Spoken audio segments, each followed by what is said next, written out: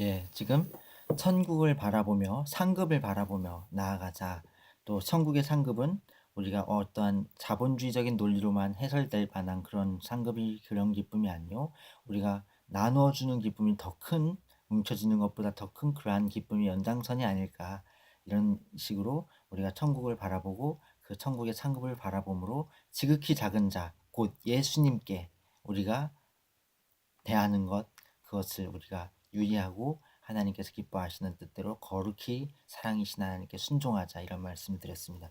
다니엘 12장 말씀을 드릴게요. 다니엘 12장은 마지막 때에 대한 얘기예요. 이 얘기들은 아직 다 해석이 열려지지 않았습니다. 하나님께서 요한계시록과 다니엘서의 그 마지막 때에 대한 얘기들은 진짜 마지막 때에 그 해석을 인류에 열어주셔요. 그러나 아직 열리지 않았는데 이 구절은 어느 정도 이해할 수 있는 부분이에요. 12장 2절 3절 말씀입니다. 잘 들어보세요. 땅의 티끌 가운데서 자는 자 중에서 많은 사람이 깨어나 영생을 받는 자도 있겠고 수치를 당하여서 영원히 부끄러움을 당할 자도 있을 것이며 지혜 있는 자는 궁창의 빛과 같이 빛날 것이요 많은 사람을 옳은 대로 들어오게 한 자는 별과 같이 영원토록 빛나리라. 아멘. 이 다니엘서 12장의 2절 3절의 이 말씀은요, 정말 귀중한 말씀이죠. 이것은 천국에서의 그 상급을 얘기하고 있어요.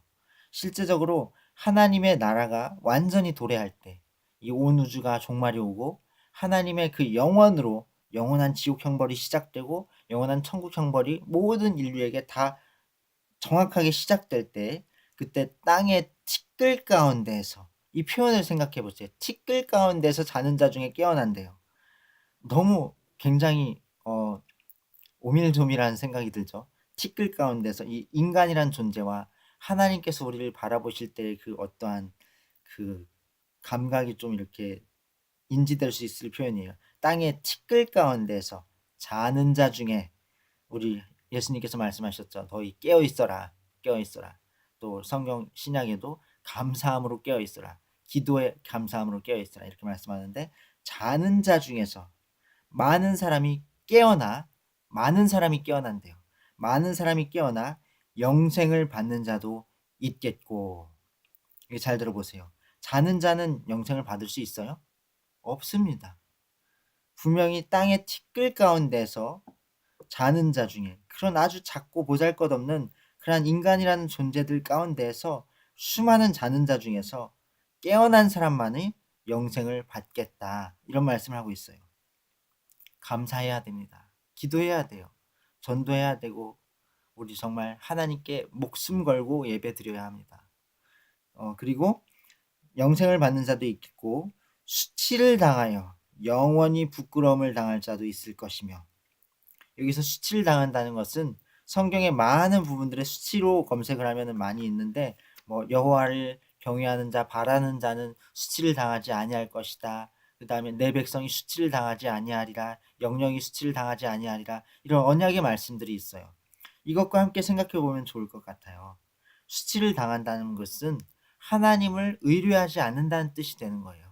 하나님께 기대지 않고 하나님 편에 서지 않고 하나님께 나아가지 않고 이런 자들이 수치를 당할 것이다. 그래서 영원히 부끄러움을 당할 것이다. 이거 아주 극과 극이죠. 굉장히 무서운 말씀입니다.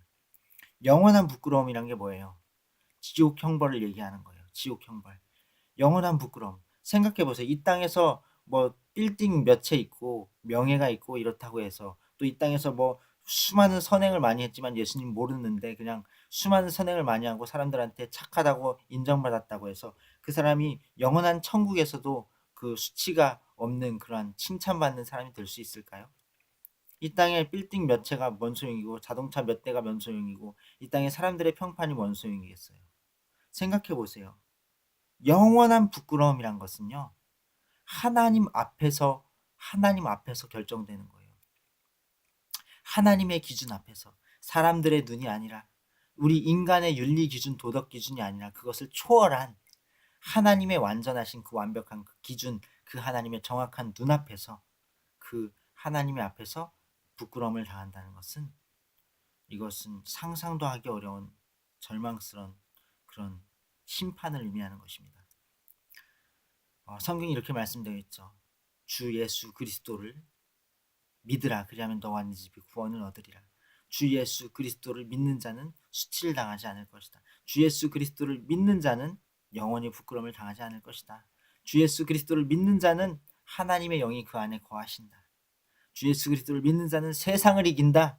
주 예수 그리스도를 믿는 자는 멸망하지 않는다. 주 예수 그리스도를 믿는 자는 영생을 얻는다. 결코 예수님의 손에서 빼앗을 자가 아무도 없다. 주 예수 그리스도를 믿는 자는 선한 목자이신 예수님께서 그를 아신다. 또 그도 예수님을 안다. 어떻게 아느냐? 하나님 아버지께서 아들 예수님을 아시고 아들 예수님께서 하나님 아버지를 아시는 것처럼 예수님과 그 주 예수 그리스도를 믿는 어린 양이, 우리가, 당신이 예수님을 알고 예수님이 우리를 아신다. 이렇게 말씀되어 있습니다. 예수님이 있는 자는 생명이 있고 예수님이 없는 자는 생명이 없다. 생명이 없는 게 뭐예요? 영원한 수치, 부끄러움인 거예요. 그래서 다시 읽어드리면, 땅의 티끌 가운데서 자는 자 중에서 많은 사람이 깨어나 영생을 받는 자도 있겠고 수치를 당하여 영원히 부끄러움을 당할 자도 있을 것이며. 좀 생각해 보세요. 우리가 살아가는 동안 이 물질적인 세계 속에서 사람들의 명예, 평판, 칭찬, 온갖 그 누리는 것들, 그런 것들에 젖어 있으면 그런 것들로 사람들을 판단하고 그런 것들로 사람들을 결정짓고 그런 것들로 사람들을 결론 내리고 그러고 있으면 우리가 자고 있는 거예요. 깨어나 있질 못한 거예요. 우리의 정신이, 우리의 영이, 우리 마음이, 우리의 시각이, 가치관이 깨어있지 못한 거예요.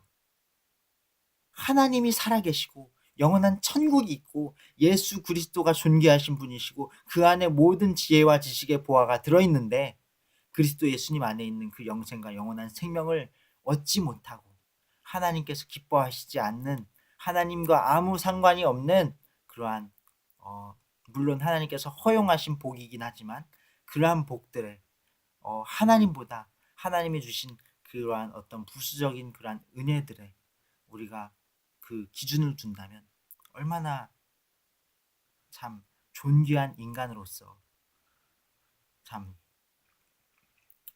그래요. 그쵸? 그렇기 때문에 우리는 깨어 있어야 되는 거예요. 깨어 있어야 돼. 어떤 세상에 무엇을 봐도 내가 무엇을 얻든지 잃든지 상관없이 당신께서는 하나님 앞에서 하나님의 눈으로, 하나님의 기준으로, 성경의 기준으로, 영원한 가치로 사람들을 보고 자신을 살피고 하나님 앞에 순종함으로 나아가야 되는 것입니다. 그것이 깨어있는 것입니다. 그래서 3절을 또 보시면, 지혜 있는 자는 궁창의 빛과 같이 빛날 것이요. 앞에도 말씀드렸죠. 지혜 있는 자 어떤 거예요? 깨어있는 거예요. 이 땅에 있는 것을 바라보지 않고, 너희가 그리스도와 함께 다시 살리심을 받았으면 이제는 땅의 것을 구하지 말고 위의 것을 찾으라. 이렇게 말씀되어 있잖아요. 그리고 지혜 있는 자란 또 여호와를 경외하는 자입니다. 하나님, 주 하나님의 이름을, 주 하나님을 경외하는 자, 거룩하신 야훼 하나님을, 이스라엘의 하나님을 경외하는 자가 지혜를 가진 자예요. 거룩하신 하나님을 아는 것이 명철이고 하나님을 아는 것이 겸손이고 존귀이고 하나님을 아는 것이 지혜의 근본이고 지식이에요. 그것이 지혜인 것입니다. 그렇기 때문에 우리는 하나님을 아는 자로서의 그러한 어떠한 그런 참된 지혜 있는 자가 되어야 될 거예요. 그래서 지혜 있는 자는 궁창의 빛과 같이 빛날 것이다. 그리고 많은 사람들을 옳은 대로 돌아오게 한 자는 별과 같이 영원토록 빛나리라. 이렇게 말씀되어 있습니다.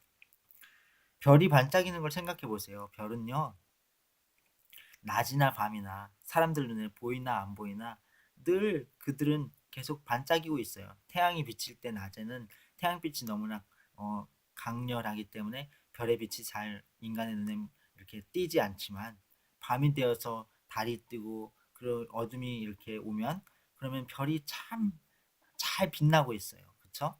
이 별과 같이 영원토록 빛나리라 이렇게 표현한 것은 우리가 별의 특징과 그 빛나는 것을 좀 생각해 볼 필요도 있을 것 같아요. 어떤 교훈을 받을 수 있을지는 저도 아직 잘은 모르겠지만 당신께서는 어떠신가요? 많은 사람들을 옳은 대로 돌아가게 한 자는 별과 같이 영원토록 빛나리라. 이 말씀이 어떻게 다가오시는지 모르겠습니다. 예수님의 탄생 때에 동방박사 얘기가 있죠. 동방박사. 동방박사들이 별을 연구하다가 그리고 낙타를 타고 왔는지 어쩌 걸어왔는지 예수님이 탄생하신 곳까지 오잖아요. 그래서 예수님께 경배하고 그들이 예물을 드리고 그랬잖아요. 예수님을 경배할 수 있다는 것, 만날 수 있다는 것, 옳은 대로 돌아온 거죠. 근데 그것을 어떤 게 인도했어요? 하늘의 별이 인도했단 말입니다. 이것들을 생각해 보면 여러 가지로 성경 안에서 별에 대한 얘기도 또 생각해 보면 우리가 옳은 대로 돌아가게 한 자가 별과 같이 영원토록 빛나리라는 말씀을 좀 더 구체적으로 알 수 있을 것 같아요. 제가 교훈될 만한 거 지금 생각났어요. 사도 바울이 이렇게 말했어요. 내가 복음을 전파한 후에 내가 도리어 버림을 당할까 두렵기 때문에 하나님께 내 몸을 쳐서 복종케 한다. 이런 표현이 있어요. 내가 복음을 전할 때에 값없이 전하고 내가 누릴 권리를 다 누리지 않는 이것이 하늘에서 내 상급이다 그랬어요. 알아들으실 분만 알아들으세요. 기억하실 분만 기억하세요. 주님은 우리를 진리 안에 자유케 하셨고 그 진리는 참으로 우리를 온전한 승리함 가운데로 인도하십니다. 자, 다시 한번 다니엘서 12장 2절 3절을 읽어드릴게요. 하나님께서 당신께 주실 하나님의 놀라운 그 천국 상급을, 그 놀라운 빛남을, 그 놀라운 영원한 그 영광과 기쁨을 기대하시면서 한번 이 말씀을 들어보세요. 땅의 티끌 가운데서 자는 자 중에서 많은 사람이 깨어나 영생을 받는 자도 있겠고 수치를 당하여 영원히 부끄러움을 당할 자도 있을 것이며 지혜 있는 자는 궁창의 빛과 같이 빛날 것이요 많은 사람을 옳은 대로 돌아오게 한 자는 별과 같이 영원토록 빛나리라. 아멘. 감사합니다. 우리를 통하여서 하실 하나님의 역사를 기대합니다.